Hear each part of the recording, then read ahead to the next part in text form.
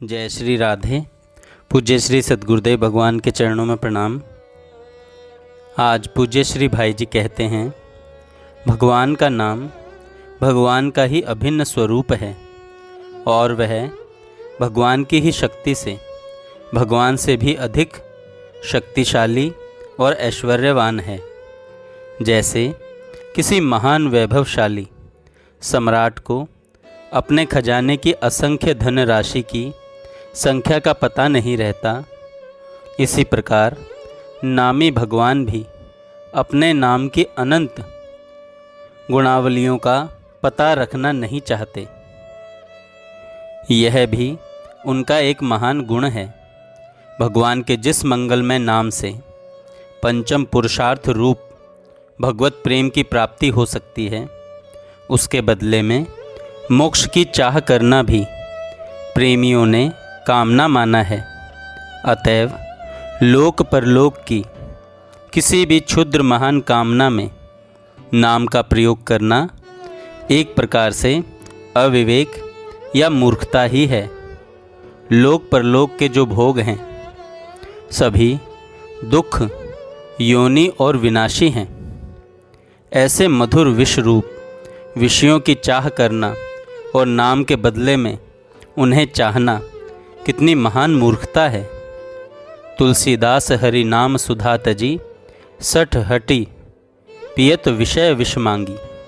अतएव बुद्धिमान और अपना यथार्थ कल्याण चाहने वाले पुरुष का यही कर्तव्य है कि वह अपने जीवन को भगवान नाम में बना दे और नाम के फलस्वरूप उत्तरोत्तर बढ़ती हुई नाम निष्ठा की ही कामना करे। यही नाम का आदर है और इसी भाव से नाम का सेवन भी करना चाहिए। परंतु जब तक यह भाव जागृत न हो तब तक किसी भी भाव से किसी भी सत्कामना को लेकर नाम का आश्रय लेने में कोई आपत्ति नहीं है। ऐसा करना मूर्खता होने पर भी पाप नहीं है, वरम कर्तव्य है। अवश्य ही जिसमें किसी दूसरे का जरा भी अहित होता हो और परिणाम में अपना भी अहित होता हो, ऐसे किसी कार्य की सिद्धि के लिए भगवान के नाम का प्रयोग कभी नहीं करना चाहिए। जब तक भगवान के नाम में रति न पैदा हो जाए तब तक रुचि के साथ भगवान का नाम लेना चाहिए। जब तक रुचि न पैदा हो तब तक भगवान के नाम का अभ्यास करना चाहिए और अभ्यास की दृढ़ता न होने तक अमोघ औषध के रूप में भगवान का नाम लेना चाहिए। भगवान का नाम नित्य मधुर और दिव्य अमृत रूप है। उदाहरण के लिए मिश्री मीठी होने पर भी पित्त के रोगी की जीभ कड़वी होने के कारण उसे मिश्री कड़वी लगती है, परंतु मिश्री पित्त नाश की दवा है। मिश्री के सेवन से पित्त का शमन होने पर जब जीभ का कड़वापन मिट जाता है तब मिश्री मीठी लगने लगती है, क्योंकि वह मीठी ही है। इसी प्रकार पूर्व जन्मों के संचित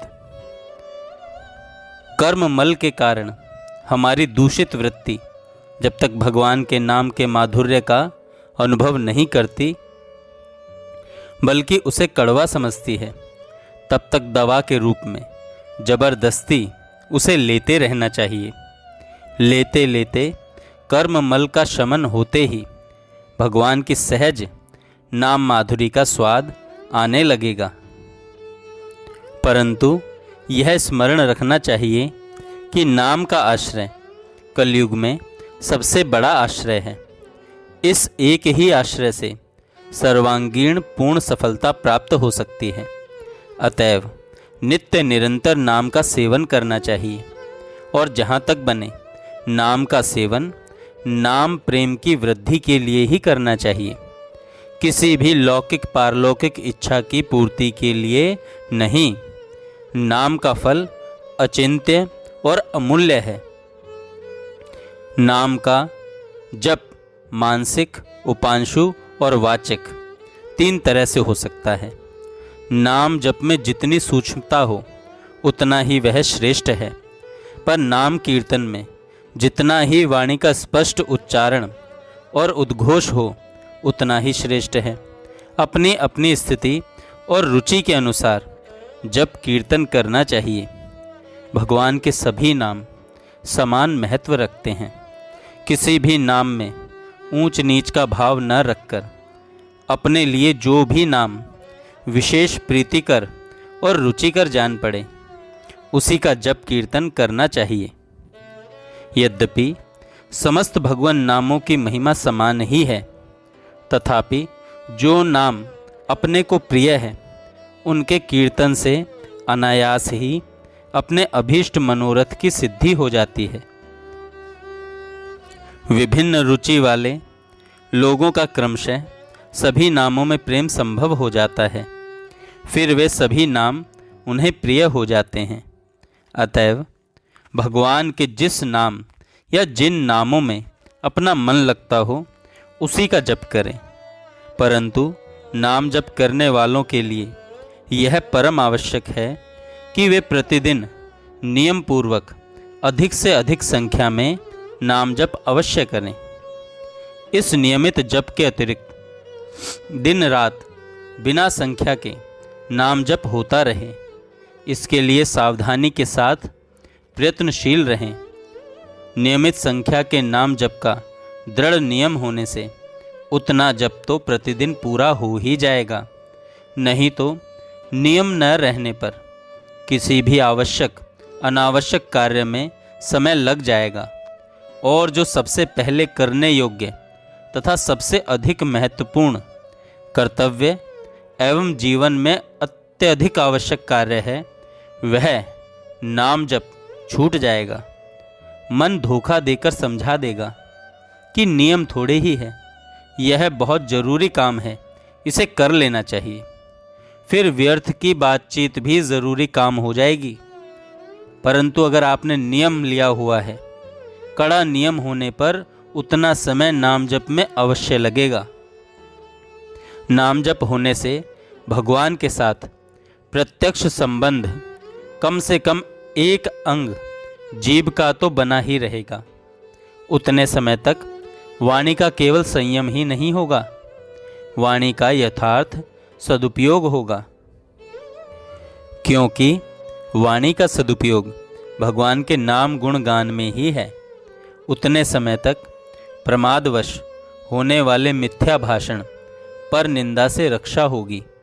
कम से कम व्यर्थ भाषण से जीभ की रक्षा होगी। प्रमाद युक्त वाणी के कारण होने वाले दुष्परिणामों से बचाव होगा और नाम जप रूप सबसे महान लाभ प्राप्त होगा। लगातार नियमित जप होने से वाणी का वैसा अभ्यास हो जाएगा जिससे वाणी सहज ही अपने आप नाम जप करती रहेगी और इससे फिर मन भी लग जाएगा। फिर से सुनिए, लगातार नियमित जप होने से वाणी का वैसा अभ्यास हो जाएगा जिससे वाणी सहज ही अपने आप नाम जप करती रहेगी और इससे फिर मन भी लग जाएगा। तुलसीदास जी महाराज कहते हैं कि सकल अंग पद विमुख नाथ मुख नाम की ओट लई है। हे नाथ, मेरे सारे अंग आपके चरणों से विमुख हैं, केवल जीभ ने नाम की ओट ले रखी है। स्वामी श्री हरिदास जी नियमित 3 लाख नाम जप प्रतिदिन करते थे। इससे उनको डिगाने के लिए आई हुई वैश्या उनका तो कुछ बिगाड़ कर ही नहीं सकी, स्वयं उसी का उद्धार हो गया। स्वर्गीय पंडित श्री मोतीलाल जी नेहरू के द्वारा पूर्व अभ्यासवश मृत्यु के कुछ पहले से ही गायत्री जप होने लगा था। इसी प्रकार पूर्व अभ्यासवश विश्व कवि श्री रविंद्रनाथ ठाकुर के पिता श्री द्विजेंद्रनाथ ठाकुर बाह्य चेतना शून्य अवस्था में आसन लगाकर बैठ गए थे और गायत्री जप करने लगे थे।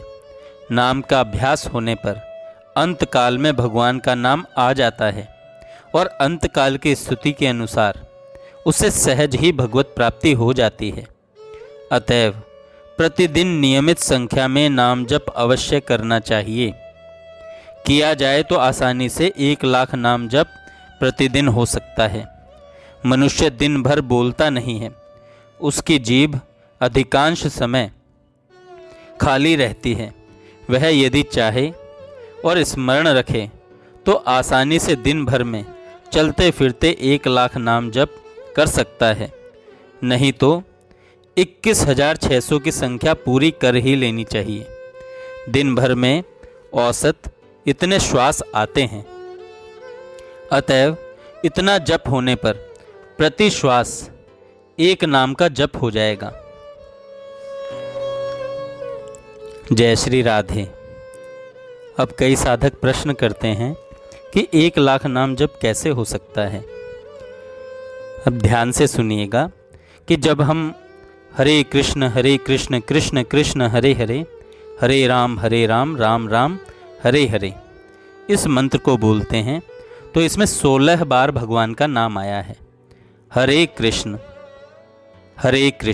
4, कृष्ण कृष्ण हरे हरे, हरे राम राम राम हरे हरे, ये 16 बार हो गया। जब इस महामंत्र की आवृत्ति हम 108 बार करते हैं, मतलब एक माला जपते हैं, तो आप इसे मल्टीप्लाई कर लीजिएगा। तो जब हम 16 माला करते हैं तो 1728 बार ये महामंत्र बोला जाता है। 108 मल्टीप्लाई बाय 16, तो ये 1728 बार बोला गया। अब 1728 की आप 16 में गुणा कर लीजिए।